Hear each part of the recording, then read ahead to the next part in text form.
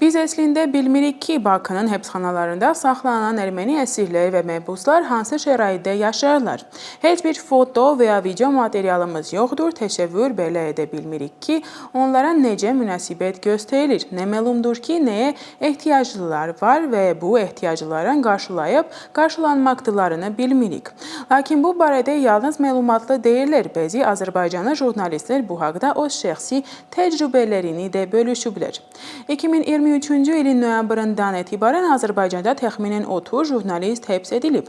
Həbsxanaların arxasından bu jurnalistlər məhkəmə sistemi daxilindəki dəhşətli vəziyyətləri açıqlayıblar. Əvvəllər informasiya əldə etmək çox məhdud olduğundan belə şeylər mümkün deyildi.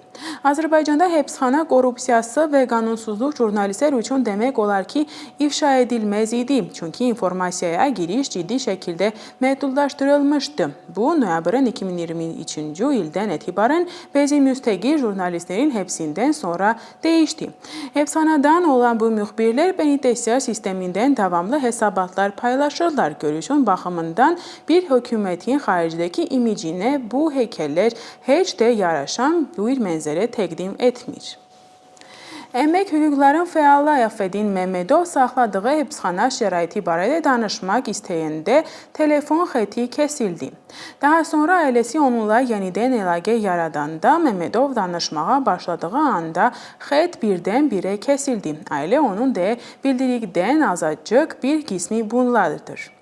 Qidanın saxladığı mətbəxdə sıçanlar var, onlar yeməyi yeyirlər. Sanitariya yoxdur, yuxu otağında böyük sıçanlar var, hüceyrələrdə çoxlu insan var, hamamdan istifadə etmək üçün saatlarla növbələr yaranır.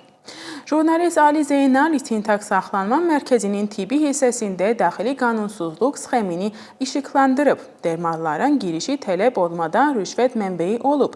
Xaricdən normal qiyməti təxminən 12,50 avro olan dərmanlar içəriyə rüşvətlə təxminən 35 avroya qədər baha satılır. Ucuz dərmanlar belə qiyməti artırmışdır. Ödənişlər məhkumların maddi vəziyyətinə görə tənzimlənir.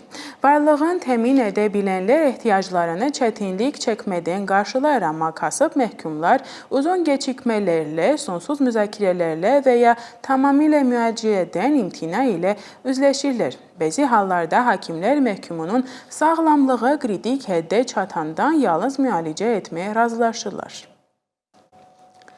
Başqa bir jurnalist Polad Aslanov həbsxana şöbəsindəki həkimin yatakları 100 avro dəyərində satmaq sxeminə iştirak etdiyini, dövlət tərəfindən təmin edilən diş pastası, diş fırçası, geyim-gigiyena məhsulları və idman ayaqqabısı kimi əşyaların isə maaşla yerinə pulla satdığını bildirmişdi. Aslanov 2020-ci ildə dövlətə xəyanət ittihamı ilə 16 il həbsdə cəzasına məhkum edilmişdi.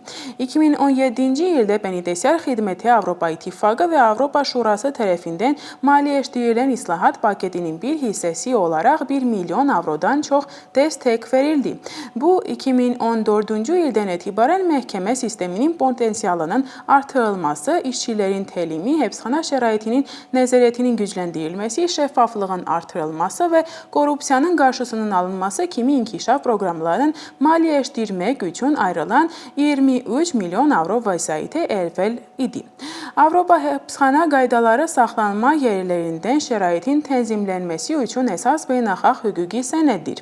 Onlara görə sərbəstliyi məhdudlaşdırılmış hər bir məhkum azadlıqdan məhrum etmə müddətində minimum təminatlar almaq hüququna malikdir. Azərbaycan bu standartları cəzaların icraçı məcəlləsinə, penitensiar müəssisələrinin daxili intizam qaydalarına və saxlanılan şəxslərin hüquq və azadlıqların təmin olunması barədə qanuna daxil edib. Amma realıq bu standartlardan xeyli uzaqdır.